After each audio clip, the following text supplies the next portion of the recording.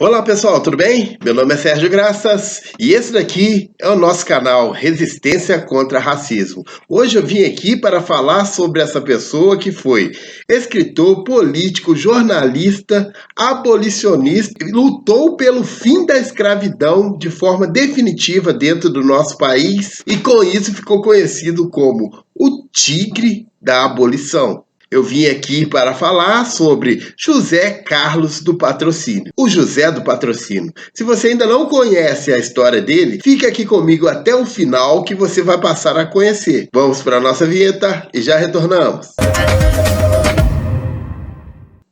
José Carlos do Patrocínio nasceu no dia 9 de outubro de 1853 na cidade de Campo dos Goytacazes, aqui no estado do Rio de Janeiro. Ele era filho de um padre e a sua mãe era uma ex-escravizada. O seu pai nunca assumiu a sua paternidade, mas ele levou para morar junto com ele na fazenda que ele possuía. Desde pequeno, José já assistia castigos impostos a pessoas escravizadas. E quando José fez 14 anos de idade, ele pediu para o pai para que pudesse mudar-se para o Rio de Janeiro. Lá no Rio de Janeiro, ele trabalhou como servente na instituição de caridade Santa Casa de Misericórdia e aos 21 anos ele se formou em farmácia, porém ele nunca atuou nessa área. Após ele se formar, ele foi morar no bairro carioca de São Cristóvão, na casa da mãe de um amigo que ele estudava naquele momento. Foi assim que ele conheceu Bibi, uma das filhas dessa mãe, desse colega dele. Ele se apaixonou por essa moça e em 1881 os dois se casaram. Porém, José do Patrocínio ele teve uma atuação jornalística. Em 1875 ele fundou Os Ferrões, uma publicação satírica e polêmica. Anos mais tarde ele foi fundador da Gazeta de Notícias, onde ele foi pró-abolição. Nesse período ele também colaborou com matérias para a revista Besouro. E em 1881, com a ajuda do sogro,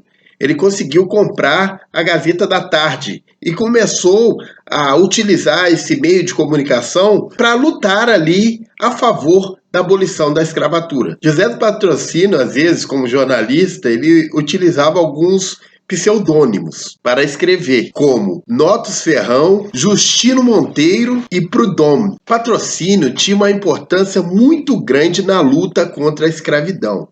Não somente ele escrevia ali artigos a favor do abolicionismo, como ele ajudava muitos negros, naquela época, a conseguir as suas cartas de alforria. Em 1883, ele fundou a Confederação Abolicionista, que reunia todas as organizações abolicionistas existentes aqui dentro do Brasil. E em viagem à Europa, ele acabou divulgando a luta abolicionista dentro do Brasil. Ao mesmo tempo que José do Patrocínio militava pela libertação dos escravizados, ele também pensava num projeto de uma reforma agrária para que quando esses escravizados conseguissem a sua liberdade, eles pudessem ter um local para que pudessem cultivar as suas terras, para que pudessem continuar as suas vidas. Ele, juntamente com outros abolicionistas, como, por exemplo, André Rebouças, pensavam nesse projeto.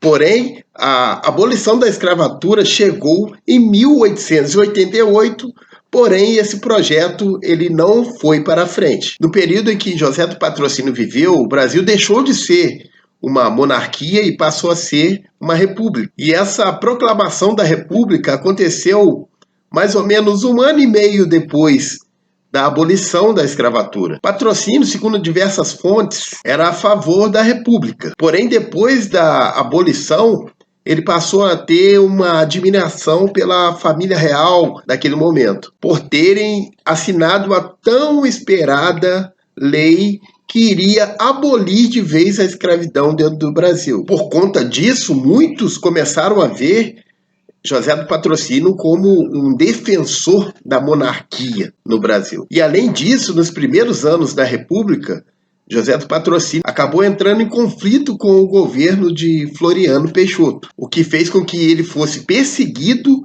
e mandado para o estado do Amazonas, onde ficou lá exilado por mais de um ano. Por conta desse e de outros acontecimentos, é muito difícil as pessoas definirem se José do Patrocínio era monarquista ou era republicano. A participação de José do Patrocínio na vida política, ela foi diminuindo com o passar do tempo, onde ele passou a ter um grande interesse pelas novidades tecnológicas daquele momento. E nos seus últimos anos ele se dedicou a projetos nessa área. Após a sua estadia em Paris em 1892, ele trouxe para cá o primeiro automóvel a gasolina. Em seguida ele começa a trabalhar em diversos aparelhos. Ele tinha um interesse especial pelo voo. Seu projeto mais conhecido era o dirigível chamado Santa Cruz. E ele se dedicou muito a esse projeto. Porém, esse dirigível, nunca conseguiu sair do papel. Em seus últimos anos, José do Patrocínio teve uma situação financeira muito difícil. E a sua saúde também muito debilitada, tanto que ele acabou contraindo uma tuberculose. E acabou morrendo no dia 29 de janeiro de 1905, na cidade do Rio de Janeiro. José do Patrocínio foi muito importante para esse período da abolição. Ele foi um dos fundadores da Academia Brasileira de Letras. Ele escreveu os romances Mota Coqueiro ou Pena de Morte em 1887, que conta de maneira ficcional uma história real. Os Retirantes, em 1879, que retrata a seca no Nordeste do Brasil, e Pedro Espanhol, em 1884, que traz duas histórias ligadas a um personagem comum. José do Patrocínio foi mais uma grande personalidade que lutou a favor da abolição da escravatura aqui dentro do nosso país.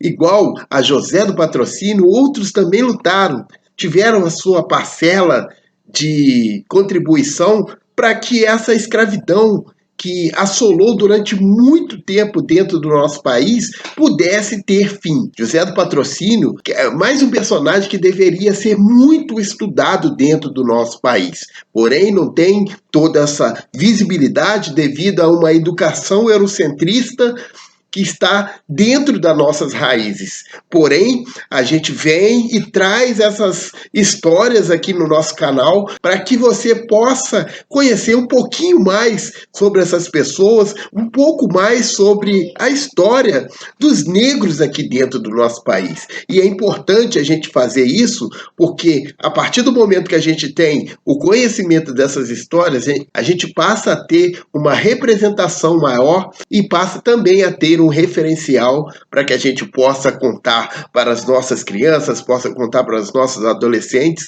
e entender que os negros também tiveram um papel de subjetividade dentro do nosso país. Se vocês gostaram do vídeo, dê sua curtida, faça seu comentário, passe esse vídeo para outras pessoas, para seus amigos, familiares. Se inscreva aqui no canal, é importante, e comece a participar conosco nessa luta contra o racismo. Resistência sempre!